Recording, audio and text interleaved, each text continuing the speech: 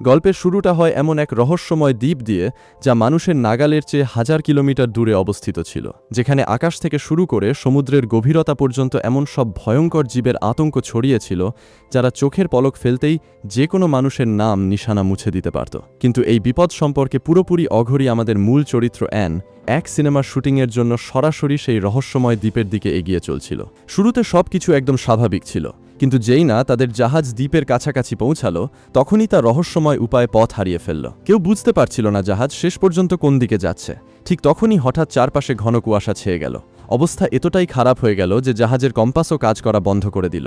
বিপদ টের পেয়ে ক্যাপ্টেন জাহাজ পেছনে ঘোরানোর সিদ্ধান্ত নিল, কিন্তু তখনই হঠাৎ এক বিশাল ঢেউ উঠল, আর জাহাজ সরাসরি গিয়ে পাহাড়ের খাঁজে ধাক্কা খেল। পরের মুহূর্তেই তা এক অজানা সামুদ্রিক এলাকায় আটকে গেল। কিছুক্ষণ পর কুয়াশা সরে গেলে সবার সামনে ভেসে উঠল এক বিশাল রহস্যময় দ্বীপ। এটাই ছিল সেই দ্বীপ যেখানে মৃত্যু তাদের জন্য অপেক্ষা করছিল। যখন বাকি মানুষজন জাহাজ মেরামতের কাজে ব্যস্ত ছিল, ঠিক তখনই ডিরেক্টর অ্যান এবং আরও কিছু মানুষকে সাথে নিয়ে দ্বীপের দিকে রওনা দিল। তারা তীরে পৌঁছাতেই সামনের দৃশ্য দেখে সবার হাঁসফাঁস অবস্থা হলো। চারপাশে হাজার বছরের পুরনো বিশাল পাথরের দেয়াল দাঁড়িয়েছিল, কিন্তু সবচেয়ে অবাক করার মতো বিষয় ছিল সেই দেয়ালগুলোর নিচে হাজার হাজার মানুষের খুলি পড়েছিল। সেগুলোকে দেখে মনে হচ্ছিল যেন কোনো ভয়াবহ দানব তাদের সবাইকে শিকার করেছে। তবে ভয় পাওয়ার বদলে তারা কাঠের এক সেতু পার হয়ে সরাসরি দ্বীপের ভেতরে এগোতে লাগলো।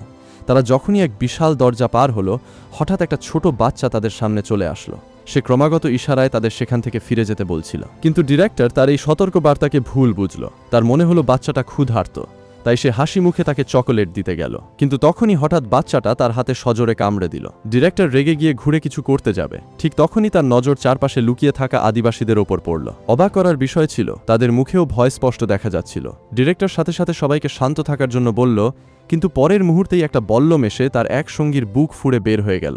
এই ভয়াবহ দৃশ্য দেখে অ্যান জোরে চিৎকার করে উঠল। সে সেখান থেকে পালাতে যাচ্ছিল, কিন্তু তখনই আদিবাসীরা তাকে চারপাশ থেকে ঘিরে ধরল। এরপর শুরু হলো মৃত্যুর খেলা। ডিরেক্টরের আরও এক সঙ্গী দেখতে দেখতে আদিবাসীদের বলির শিকার হলো। ওদিকে জ্যাকিংয়ের মাথায় সজোরে আঘাত লাগতেই সে অচেতন হয়ে গেল। অন্যদিকে ডিরেক্টরকে টেনে হিঁচড়ে একটা পাথরের ওপর শুইয়ে দেওয়া হলো। আদিবাসী সর্দার তার লাঠি তুলে তাকে মারতে যাবে, ঠিক তখনই ক্যাপ্টেন তার লোকজনকে নিয়ে সেখানে পৌঁছে গেল। সে একটুও দেরি না করে এক গুলিতেই তাকে সেখানে শেষ করে দিল। নিজেদের সর্দারকে মরতে দেখে বাকি আদিবাসীরা প্রাণ বাঁচাতে পালিয়ে গেল। ওদিকে সবাই দ্রুত জাহাজে পৌঁছালো এবং সেখান থেকে বের হওয়ার প্রস্তুতি নিতে লাগলো, কিন্তু নিজেদের সর্দারকে হারিয়ে ফেলা আদিবাসীরা তাদের ছেড়ে দেওয়ার পাত্র ছিল না। রাতের অন্ধকারে এক আদিবাসী বাঁশের লম্বা লাঠির ভর দিয়ে সমুদ্র পার হয়ে চুপি চুপি জাহাজে উঠে পড়ল, আর কারো টের পাওয়ার আগেই সে চুপচাপ অ্যানকে তুলে নিয়ে চলে গেল। যখন বাকি লোকেরা এ বিষয়ে জানতে পারল, ততক্ষণে অনেক দেরি হয়ে গেছে। এই খবর পেতেই ক্যাপ্টেন তৎক্ষণাৎ অস্ত্র তুলে নিল এবং তার দলের সাথে আবার দ্বীপের উদ্দেশ্যে বের হয়ে পড়ল। ওদিকে দ্বীপে আদিবাসীরা মশাল জ্বালিয়ে দিয়েছিল, চারপাশে যুদ্ধের ঢাক বাজছিল। তারা তাদের মৃত সর্দারের বদলে অ্যানকে বলি দিতে যাচ্ছিল। তারা অ্যানকে এক বিশাল পাথরের সাথে বেঁধে দিল এবং তার গলায় খুলির এক হাড় পরিয়ে দিল, আর তারপর বলি দেওয়ার প্রথা শুরু হয়ে গেল। যতই ঢাকের আওয়াজ বাড়তে লাগল, অ্যানকে আস্তে আস্তে অন্যদিকে নামিয়ে দেওয়া হতে লাগল। যেই না তার পা মাটিতে পড়ল, ঠিক তখনই পুরো জঙ্গলে এক ভয়াবহ গর্জন কেঁপে উঠল। অ্যানের বিন্দুমাত্র ধারণা ছিল না যে আসল খেলা তো এখন শুরু হতে যাচ্ছে। পরের মুহূর্তেই ঘন জঙ্গলের ভেতর থেকে এক বিশাল কালো ছায়া বাইরে বেরিয়ে আসলো। সে ধীরে ধীরে অ্যানের দিকে এগোতে লাগলো। সে অ্যানের কাছে এসে তার বিশাল হাত দিয়ে অ্যানের মুখ স্পর্শ করল, কিন্তু পরের মুহূর্তেই সে তাকে তুলে নিয়ে নিজের সাথে নিয়ে যেতে লাগলো। অ্যানের চিৎকার শুনেই এইমাত্র দ্বীপে পৌঁছানো উদ্ধারকারী দলের নজর সেদিকে গেল, আর তখনই ডিরেক্টর প্রথমবার বিশ্বের সবচেয়ে বিশাল জীব কিংকংকে নিজের চোখে দেখল। তাকে সামনে দেখে তার পায়ের তলার মাটি সরে গেল, কারণ সে তার পুরো জীবনে এত বিশাল জীব আগে কখনো দেখেনি। কিছু সময়ের মধ্যেই কং অ্যানকে নিয়ে ঘন জঙ্গলের ভেতরে হাওয়া হয়ে গেল। অ্যানকে যে কোনো রহস্যময় জীব তুলে নিয়ে গেছে তা জানতে পেরে ক্যাপ্টেন দেরি না করে অ্যানকে বাঁচানোর জন্য এক রেস্কিউ টিম পাঠিয়ে দিল, আর সে নিজে বাকি লোকজনের সাথে সেখানেই রয়ে গেল। সবাই যখনই কাঠের সেতু পার হলো, তারা অবশেষে স্কাল আইল্যান্ডের ভেতরে পৌঁছে গেল। কিন্তু ভেতরের দৃশ্য দেখে সবার জ্ঞান হারানোর অবস্থা হলো, কারণ চারপাশে বিশাল বিশাল গাছের কালো ঘন জঙ্গল ছড়িয়েছিল। তারা এখনো এগিয়েই চলছিল। ঠিক তখনই হঠাৎ এক ভয়ানক শব্দ পুরো জঙ্গলে কেঁপে উঠল। আওয়াজ শুনতেই এক বয়স্ক লোক ভীষণ ভয় পেয়ে গেল এবং কিছু না দেখে অন্ধের মতো গুলি চালাতে লাগলো। তাকে দেখে বাকি লোকেরাও চারপাশে গুলি বর্ষণ শুরু করে দিল। তখনই অফিসার চেঁচিয়ে উঠে ফায়ারিং বন্ধ করালো। এরপর সে একটা ফ্লেয়ার জ্বালিয়ে দিল, যাতে চারপাশের এলাকা লাল আলোয় উজ্জ্বল হয়ে উঠল। কিন্তু পরের মুহূর্তেই এক বিশাল ট্রাইসেরাটপস বাইরে বেরিয়ে আসলো। বিপদ কাছে আসতে দেখে পুরো দলে ছোটাছুটি শুরু হয়ে গেল। সবাই নিজের প্রাণ বাঁচাতে দৌড়াতে লাগলো, কিন্তু ট্রাইসেরাটপস কাউকে সামলে নেওয়ার সুযোগটুকুও দিল না। নিজের সঙ্গীকে বিপদে দেখে জ্যাক এক মুহূর্ত সময় নষ্ট না করে তাকে সাহায্য করতে লেগে গেল, কিন্তু ট্রাইসেরাটপস তাকে তার বিশাল শিং দিয়ে তুলে বেশ কিছু ফুট দূরে ছুঁড়ে ফেলে দিল। সে দ্বিতীয়বার আক্রমণ করতেই যাচ্ছিল। ঠিক তখনই অফিসার মেশিনগান দিয়ে এলোপাতারি গুলি চালানো শুরু করে দিল। অনবরত গুলি লাগতেই ট্রাইসেরাটপস যন্ত্রণায় ছটফট করে উঠল, আর কয়েক সেকেন্ড পরই সে হঠাৎ মাটিতে ঢলে পড়ল। বিপদ কেটে যেতেই সবাই আবার অ্যানের খোঁজে বেরিয়ে পড়ল। ওদিকে কিং কং অ্যানকে নিজের ডেরায় নিয়ে এসেছিল। তার গুহার চারপাশে শুধু মানুষ আর পশু পাখির খুলি পড়েছিল। অবাক করার মতো ব্যাপার ছিল, সেখানে পড়ে থাকা প্রতিটা খুলির গলায় ঠিক তেমনই হার ছিল যেমনটা অ্যানের গলায় ছিল। এটা দেখে সে বুঝে গেল যে সে যদি এখান থেকে না পালায় তবে তার পরিণতিও এটাই হবে। সে তখনই তার গলা থেকে খুলির হাঁটা খুলল এবং পুরো শক্তি দিয়ে কিং কং এর আঙুলে ফুটিয়ে দিল। প্রচণ্ড ব্যথা অনুভব হতেই কিং কং এক ঝটকায় তাকে ছেড়ে দিল। সুযোগ পেতেই অ্যান পেছনে না তাকিয়ে পুরো গতিতে দৌড়াতে লাগল, কিন্তু সে কয়েক কদম দৌড়েছিল মাত্র। তখনই কংয়ের এক বিশাল হাত আকাশ থেকে নিচে নামল আর তাকে আবার ধরে ফেলল। পরের মুহূর্তেই কং বিকট গর্জন করে জঙ্গলের দিকে দৌড় দিল। ওদিকে জ্যাক যখনই কংয়ের আস্তানায় পৌঁছালো তখনই সে মাটিতে অ্যানের সেই হাঁটা পড়ে থাকতে দেখল। সে বুঝতে পারল অ্যান বড় কোনো বিপদে ফেঁসে গেছে। এক পলকও সময় নষ্ট না করে সে তার পুরো টিমের সাথে অ্যানের খোঁজে বেরিয়ে পড়ল। কিছুক্ষণ পর তারা এক গভীর গিরিখাতের প্রান্তে পৌঁছালো। সেখানেই মাটিতে তারা বিশাল বিশাল পায়ের তাজা ছাপ দেখতে পেল। সেগুলোর আকার দেখে সবার বিশ্বাস হয়ে গেল যে এই ছাপ কিং কং এরই। ওদিকে যখন বাকি লোকেরা বিশ্রাম নিচ্ছিল ঠিক তখনই ডিরেক্টর ক্যামেরা নিয়ে পাহাড়ের অন্যদিকে চলে গেল। কিন্তু সামনের দৃশ্য দেখে তার উড়ার দশা হলো, কারণ তার সামনে ডজন ডজন ডাইনোসর খোলামেলা ঘুরে বেড়াচ্ছিল। এত ভয়ঙ্কর দৃশ্য দেখেও সে ভয় পাওয়ার বদলে সাথে সাথে ক্যামেরা অন করলো আর রেকর্ডিং শুরু করে দিল। ঠিক তখনই যেসব ডাইনোসর কিছুক্ষণ আগে পর্যন্ত একদম শান্ত ছিল সেগুলো হঠাৎ ক্ষেপে উঠল আর পরের মুহূর্তেই পুরো গতিতে ডিরেক্টরের দিকে দৌড়ে আসলো। বিপদ কাছে আসতে দেখে সব মানুষ নিজের প্রাণ বাঁচাতে চম্পট দিল। কিছুক্ষণের মধ্যেই পুরো সংকীর্ণ গিরিখাত চিৎকারে আর দৌড়াদৌড়িতে কেঁপে উঠল। ডাইনোসরগুলো এত দ্রুত গতিতে দৌড়াচ্ছিল যে পথের মাঝে আসা অনেক মানুষ তাদের পায়ের নিচে পিষে গেল। আসলে তারা এমনি এমনি দৌড়াচ্ছিল না, তাদের পেছনে বেশ কিছু হিংস্র ভেলোসিরাপ্টর পড়েছিল। যখন মনে হচ্ছিল তাদের বাঁচা অসম্ভব ঠিক তখনই হঠাৎ তাদের সামনে হাজার হাজার ফুট গভীর এক হাত চলে আসলো। দ্রুত গতি আর পিচ্ছিল মাটির কারণে তারা নিজেদের সামলাতে পারল না এবং একের পর এক বহু বিশাল ডাইনোসর গভীর খাদে পড়তে লাগলো। ওদিকে জ্যাক আর তার টিম কোনো মতে প্রাণ বাঁচিয়ে পালাচ্ছিল, কিন্তু ডাইনোসরগুলোর ভারী ওজনের কারণে মাটিও জায়গায় জায়গায় ভাঙতে লাগলো। ভাগ্য ভালো ছিল যে বিপদ তাদের পর্যন্ত পৌঁছানোর আগেই তারা গিরিখাতের সরু রাস্তা থেকে বের হয়ে গেল। কিন্তু পরের মুহূর্তেই একটা ভেলোসিরাপ্টর তাদের পেছনে লেগে গেল।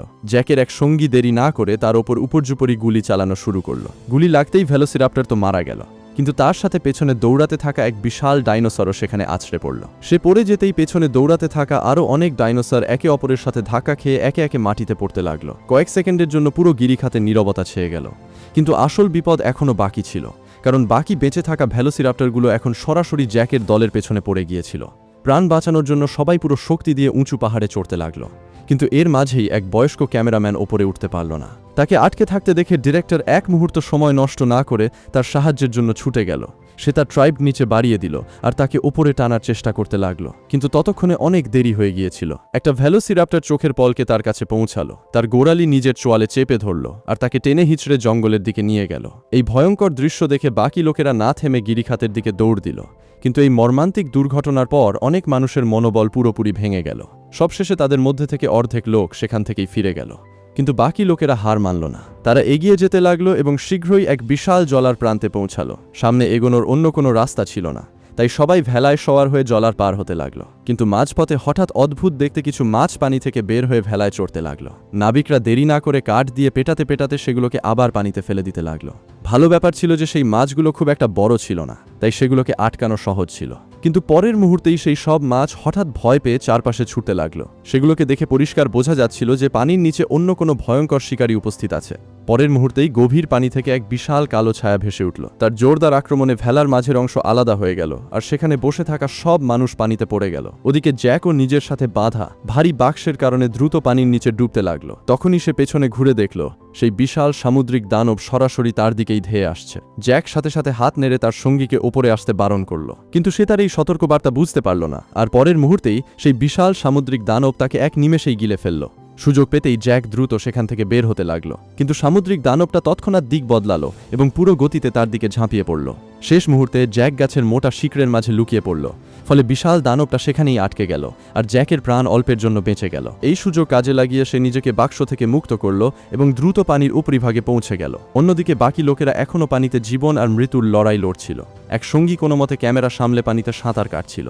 এটা দেখে তীরে দাঁড়িয়ে থাকা ডিরেক্টর চিৎকার করে বলল যেন ক্যামেরা বাঁচিয়ে রাখা হয়। কিন্তু পরের মুহূর্তেই সেই সামুদ্রিক দানব আবার গভীর পানি থেকে বের হলো, আর সে এক সঙ্গীকে সরাসরি নিজের চোয়ালে চেপে ধরল। এটা দেখে ডিরেক্টর দেরি না করে মেশিন গান তুলে নিল আর পানির দিকে এলোপাতাড়ি ফায়ারিং শুরু করে দিল। কিন্তু গুলির প্রচণ্ড ধাক্কায় ভেলাটা মাঝখান থেকে ভেঙে গেল। ওদিকে জ্যাক তার সঙ্গীদের কাছে পৌঁছাতেই যাচ্ছিল, ঠিক তখনই সামুদ্রিক দানবটা আবার বের হয়ে আসলো। তাকে সামনে দেখে ডিরেক্টর অনবরত তার ওপর গুলি চালাতে থাকলো। কিছুক্ষণ পর দানবটা যন্ত্রণায় এক ভয়ঙ্কর গর্জন ছাড়ল আর আবার গভীর পানিতে উধাও হয়ে গেল। সুযোগ পেতেই সবাই কোনোমতে সাঁতরে তীরের দিকে পৌঁছে গেল। তারা ঢলে পড়তে পড়তে মাটিতে উঠছিল। ঠিক তখনই ওদিকে কিং কং অ্যানকে নিয়ে অন্য এক গুহায় পৌঁছে গিয়েছিল। সে বারবার তাকে হাত দিয়ে নাড়িয়ে জাগানোর চেষ্টা করছিল, কিন্তু বেশ কিছুক্ষণ চেষ্টা করার পরেও অ্যানের চোখ খুলল না, কারণ ঘুমানোর ভান করা মানুষকে কেউ জাগাতে পারে না। অবশেষে হার মেনে কং তাকে সেখানেই ছেড়ে দিল আর আরামে বাঁশ খেতে লাগলো। তখনই অ্যান আস্তে করে তার চোখ খুলল আর কোনো শব্দ না করে হামাগুড়ি দিয়ে সেখান থেকে দূরে যেতে লাগলো। যখনই কংয়ের নজর অন্যদিকে গেল তখনই সে নিঃশব্দে ফটাফট সেখান থেকে পালিয়ে গেল। কিন্তু সে যেতেই জ্যাক আর তার সঙ্গীরা কিং কংয়ের সেই গুহা পর্যন্ত পৌঁছে গেল। যেই না কিং কংয়ের নজর তাদের ওপর পড়ল, সে সাথে সাথে পুরো গতিতে তাদের ওপর ঝাঁপিয়ে পড়ল। সে একদম সামনে থাকা অফিসারকে এক ঝটকায় নিজের মুঠোয় চেপে ধরল। বাকি লোকেরা প্রাণ বাঁচানোর জন্য এক বিশাল গাছের শিকড়ে উঠে পড়ল আর সেখান থেকেই অনবরত গুলি বর্ষণ করতে লাগলো। কিন্তু ডিরেক্টর এই বিপজ্জনক মুহূর্তেও ক্যামেরা চালিয়ে যাচ্ছিল। এটা দেখে কিং কং আরও ক্ষেপে গেল। সে পুরো শক্তি দিয়ে গাছের সেই বিশাল শিকড় উপরে ছুঁড়ে ফেলল। পরের মুহূর্তেই শিকড়ে দাঁড়িয়ে থাকা সব মানুষ সেটার সাথেই হাজার হাজার ফুট গভীর খাদে গিয়ে পড়ল। ভাগ্য ভালো ছিল যে সেই বিশাল শিকড়টা বেশ লম্বা ছিল। খাদে পড়ার সময় তা দুই পাশের পাহাড়ের সাথে বহুবার ধাক্কা খেল, যার ফলে সেটার গতি অনেকটাই কমে গেল এবং অবশেষে সব মানুষ খাদের তলদেশে একদম অক্ষত অবস্থায় পৌঁছে গেল। ওদিকে দৌড়াতে দৌড়াতে অ্যান জঙ্গলের আরও গভীর অংশে পৌঁছে গিয়েছিল, কিন্তু পরের মুহূর্তেই তার পা হঠাৎ আটকে গেল। তার সামনে এক বিশাল টিকটিকি আরামে তার শিকার খাচ্ছিল। এই ভয়াল দৃশ্য দেখে অ্যান কোনো শব্দ না করে ধীরে ধীরে পেছনে হটতে লাগলো। সে জানত যে সেই টিকটিকিটা যদি তাকে দেখে ফেলে তবে পালিয়ে বাঁচার কোনো উপায় থাকবে না। কিন্তু যেই না সে ঘুরল, হঠাৎ আরও একটা বিশাল টিকটিকি সরাসরি তার সামনে চলে আসলো। অ্যান পুরো প্রাণপণ শক্তিতে সেখান থেকে দৌড়াতে লাগলো, কিন্তু সেই হিংস্র টিকটিকিটা তার পেছনেই লেগে রইল। দৌড়াতে দৌড়াতে অ্যান এক সরু সুড়ঙ্গে ঢুকে গেল। তার আশা ছিল যে এত ছোট জায়গায় সেই টিকটিকি ভেতরে আসতে পারবে না, কিন্তু পরের মুহূর্তেই তার সুড়ঙ্গ ভেঙে তার দিকে এগোতে লাগলো। অ্যানের যখন মনে হলো যে এবার তার বাঁচা অসম্ভব, ঠিক তখনই হঠাৎ কেউ সেই টিকটিকিটাকে বাইরের দিকে টেনে নিয়ে গেল। অ্যান কিছু বুঝে ওঠার আগেই বাইরে থেকে টিকটিকির যন্ত্রণাকাতর চিৎকার শোনা যেতে লাগলো। কিছুক্ষণের মধ্যেই চারপাশে আবার নীরবতা ছেয়ে গেল। অ্যানের মনে হলো যে অবশেষে বিপদ কেটে গেছে, কিন্তু পরের মুহূর্তেই এক বিশাল বড় ক্যান্ন ধীরে ধীরে হেঁটে তার সামনে চলে আসলো। ভয়ে অ্যানের মুখ হাঁ হয়ে গেল। তখনই দ্বিতীয় আরও একটা ক্যান্ন তার শরীরে চড়তে লাগলো। অ্যান ঘাবড়ে গিয়ে সাথে সাথে সুড়ঙ্গ থেকে বাইরে দৌড় দিল, কিন্তু বাইরে বের হতেই তার চোখ ছানাবড়া হয়ে গেল, কারণ তার ঠিক পেছনে বিশ্বের সবচেয়ে ভয়ঙ্কর শিকারী টি-রেক্স দাঁড়িয়েছিল। এত বিশাল শিকারীকে সামনে দেখে তার পায়ের তলার মাটি সরে গেল। সে এক পলক সময় নষ্ট না করে পুরো শক্তি দিয়ে সেখান থেকে দৌড়াতে লাগলো, কিন্তু টি-রেক্সও নিজের শিকার মুখে চেপে তার পেছনে দৌড়ে আসলো। তখনই দৌড়াতে দৌড়াতে অ্যানের পা পিছলে গেল আর সে ঢাল দিয়ে গড়িয়ে নিচে গিয়ে পড়ল। সে যখন পেছনে ঘুরে দেখল টি-রেক্স এখনও তার পিছু করছিল। অ্যান গাছের বিশাল শিকড়গুলোর মাঝে নিচু হয়ে পুরো গতিতে দৌড়াতে থাকলো। তারপর সুযোগ পেয়েই সে এক উঁচু শুকনো গাছে চড়ে বসল আর ওপরেই লুকিয়ে ঘুমিয়ে পড়ল। সৌভাগ্যবশত টি-রেক্সের নজর তার ওপর পড়েনি। সে চারপাশে চোখ ঘোরালো, কিন্তু অ্যানকে কোথাও দেখতে পেল না। অবশেষে সেখান থেকে চলে গেল, কিন্তু অ্যানের বিন্দুমাত্র ধারণা ছিল না যে যেই শুকনো গাছে সে লুকিয়ে বসেছিল তার ঠিক নিচে এক বিশাল টি-রেক্স গভীর ঘুমে আচ্ছন্ন ছিল। হঠাৎ তার চোখ খুলল আর সে এক মুহূর্ত সময় নষ্ট না করে অ্যানের ওপর আক্রমণ করে বসল। অ্যান যে কোনো উপায়ে তার থেকে বাঁচার চেষ্টা করতে লাগলো, কিন্তু তখনই সে যে ডালে দাঁড়িয়েছিল তা হঠাৎ ভেঙে গেল আর পরের মুহূর্তেই সে সরাসরি শূন্যে ঝুলে রইল। এখন তার কাছে বাঁচার আর কোনো উপায় ছিল না। ঠিক তখনই হঠাৎ পুরো জঙ্গলে এক তীব্র বিকট গর্জন কেঁপে উঠল আর পরের মুহূর্তেই জঙ্গলের সবচেয়ে শক্তিশালী শিকারী কিং কং সেখানে এসে পৌঁছালো। সে এক লাথিতেই টি-রেক্সকে মাটিতে আছড়ে ফেলল আর ঠিক সময়ে অ্যানকে বাঁচিয়ে নিল। কিছুক্ষণের মধ্যেই কং আর টি-রেক্সের মারাত্মক লড়াই শুরু হয়ে গেল।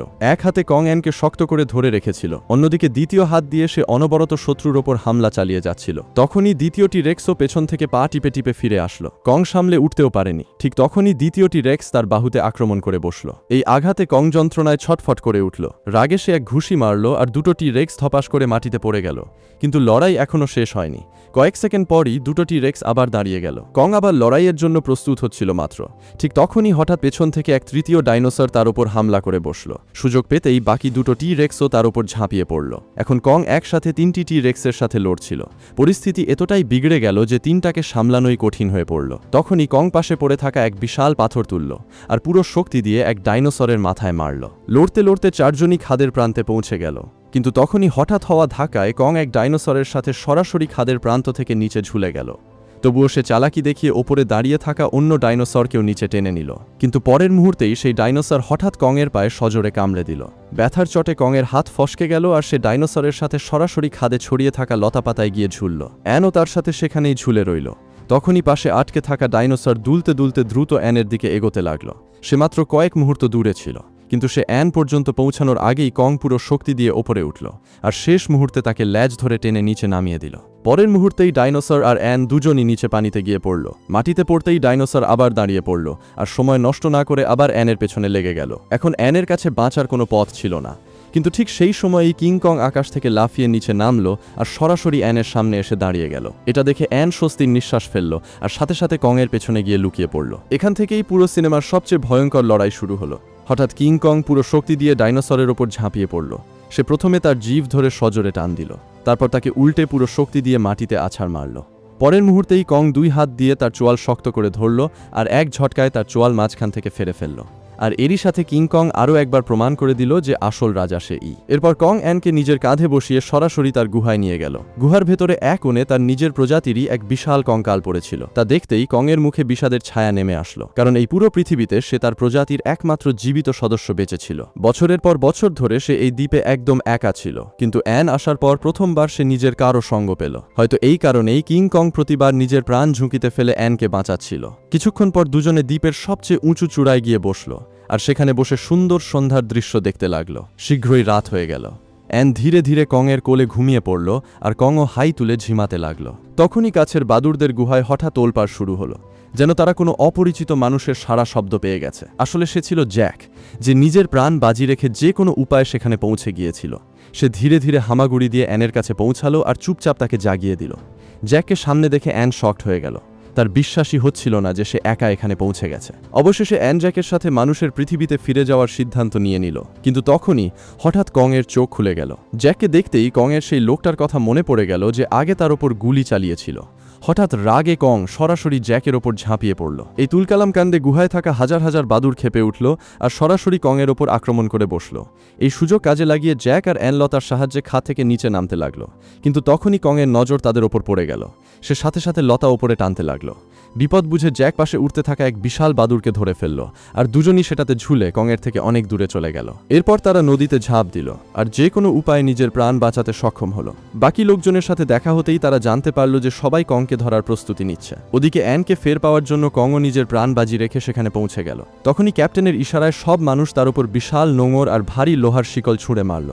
কিছু সময়ের মধ্যেই কং পুরোপুরি শিকলে আটকে গেল। তখনই এক সঙ্গী কংয়ের পায়ের কাছে চেতনানাশক ওষুধ ছুঁড়ে মারল। কয়েক সেকেন্ডেই সেটার ধোঁয়া পুরো এলাকায় ছড়িয়ে পড়ল। অ্যান বারবার মানুষকে থামানোর আকুতি জানাতে লাগলো, কিন্তু কেউ তার কথা শুনল না। এরই মাঝে এক বিশাল পাথর কংয়ের ওপর এসে পড়ল। সে ভারী শব্দে মাটিতে ঢলে পড়ল।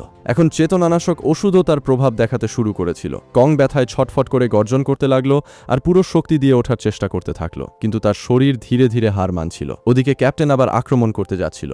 ঠিক তখনই অ্যান দৌড়ে এসে ক্যাপ্টেনকে আটকে দিল, কিন্তু পরের মুহূর্তেই জ্যাক জোর করে অ্যানকে সেখান থেকে টেনে নিয়ে যেতে লাগলো। এই পুরো দৃশ্য কিং কং নিজের চোখে দেখছিল। তার মনে হলো অ্যান বড় কোনো বিপদে আছে, যার ফলে তার রাগ সপ্তম আকাশে পৌঁছে গেল।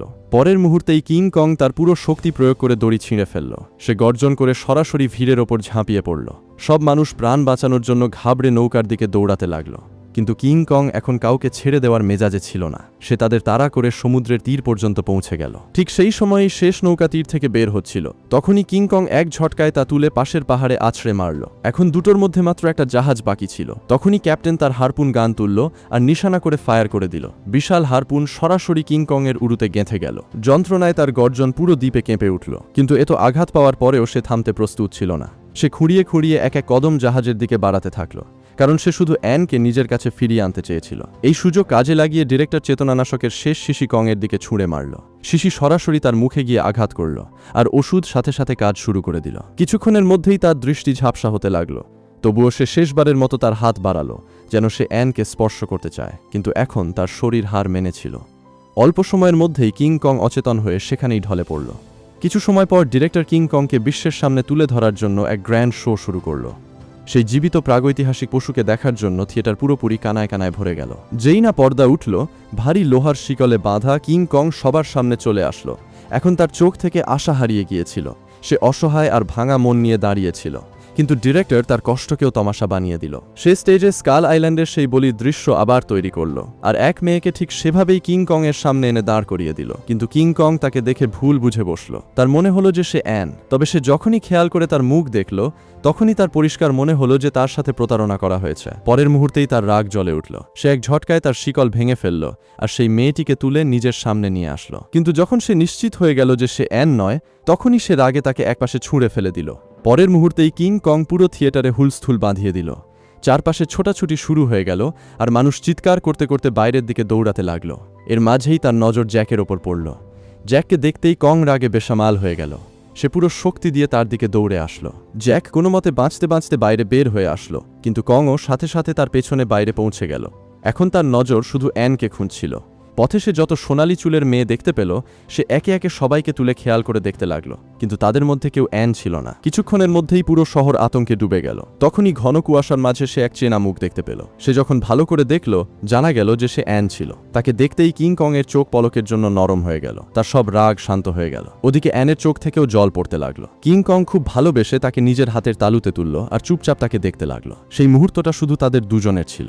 এরপর দুজন এক জমে থাকা বরফের হ্রদের তীরে পৌঁছালো। কিং কং তার জীবনে প্রথমবার বরফ দেখেছিল। সে ছোট বাচ্চাদের মতো পিছলে পিছলে অ্যানের সাথে আনন্দ করতে লাগল। বহু বছর পর তার মুখে আসল হাসি দেখা যাচ্ছিল, কিন্তু তার এই আনন্দ বেশি সময় স্থায়ী হতে পারল না। পরের মুহূর্তেই কামানের গর্জনে পুরো এলাকা কেঁপে উঠল।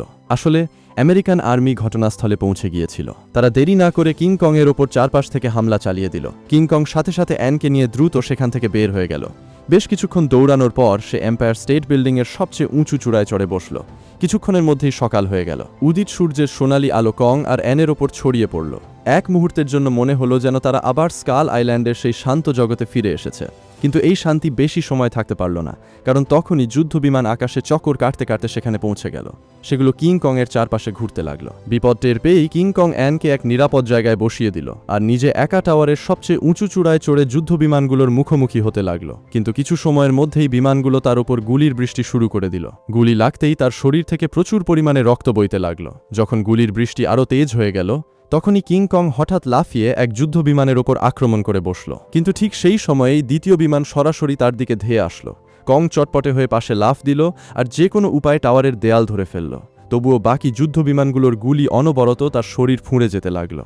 ওদিকে কংকে আহত দেখে অ্যান নিজেকে ধরে রাখতে পারল না। সে নিজের জীবনের পরোয়া না করে টাওয়ারে চড়তে লাগলো। কিন্তু তখনই হঠাৎ একটা গুলি লাগায় সিঁড়ি ভেঙে গেল আর অ্যান শূন্যে ঝুলে রইল। এখন সে যে কোনো মুহূর্তে নিচে পড়তে পারত, কিন্তু ঠিক শেষ সময়ে কিং কং থাবা মেরে তাকে শূন্যেই ধরে ফেলল। তারপর সে খুব সতর্কতার সাথে তাকে টাওয়ারের ভেতরের নিরাপদ জায়গায় দাঁড় করিয়ে দিল। কিন্তু তখনই যুদ্ধ বিমানগুলো আরও একবার আক্রমণ করতে ফিরে আসলো। সেগুলোকে দেখে কিং কং টাওয়ারের চারপাশে লাফাতে লাফাতে সেগুলোর গুলি থেকে বাঁচতে লাগলো। কিছুক্ষণ পর সে আবার টাওয়ারের সবচেয়ে উঁচু চূড়ায় পৌঁছে গেল। এবার সে এক যুদ্ধ বিমানকে শূন্যেই ধরে ফেলল আর পুরো শক্তি দিয়ে ঘুরিয়ে দ্বিতীয় বিমানের দিকে ছুঁড়ে মারল। এই সময় অ্যানও টাওয়ারের চূড়া পর্যন্ত পৌঁছে গেল। সে কিং কং এর সামনে গিয়ে দাঁড়ালো আর দুই হাত তুলে পাইলটদের কাছে গুলি না চালানোর আকুতি জানাতে লাগলো। অ্যানের চিৎকার শুনে কিছু সময়ের জন্য পাইলটরাও থেমে গেল। তার মনে হলো যে সে অবশেষে কং এর প্রাণ বাঁচিয়ে নিয়েছে। কিন্তু যেই না কং হাঁটু গেড়ে বসে অ্যানকে দেখতে লাগলো, তখনই হঠাৎ আবার গুলির শব্দ কেঁপে উঠল। একের পর এক বহু গুলি সরাসরি কিং কং এর পিঠে গেঁথে গেল আর তার শরীর যন্ত্রণায় কোঁকাতে কোঁকাতে বিল্ডিংয়ের চূড়া থেকে সরাসরি নিচে পড়ে গেল। কিছু মিনিটের মধ্যেই কং এর লাশের চারপাশে মানুষের ভারী ভিড় জমে গেল। সবাই তার লাশের সাথে ছবি তোলায় মেতেছিল। তখনই ভিড়ে দাঁড়িয়ে থাকা এক সাংবাদিক ওপরের দিকে তাকালো। সেই মুহূর্তেই সে পুরো সত্য বুঝতে পারল যে সেই নিষ্পাপ পশুটা নিজের প্রাণ কোনো যুদ্ধের জন্য নয়, বরং শুধু সেই একটা মেয়ের জন্য কুরবান করে দিয়েছে, যাকে সে নিজের পুরো জগৎ মেনে নিয়েছিল, যাতে সে সবসময় সুরক্ষিত আর খুশিতে থাকতে পারে। আর এই ইমোশনাল এন্ডিংয়ের সাথেই আমাদের এই দারুণ গল্পটা এখানেই শেষ হয়ে গেল।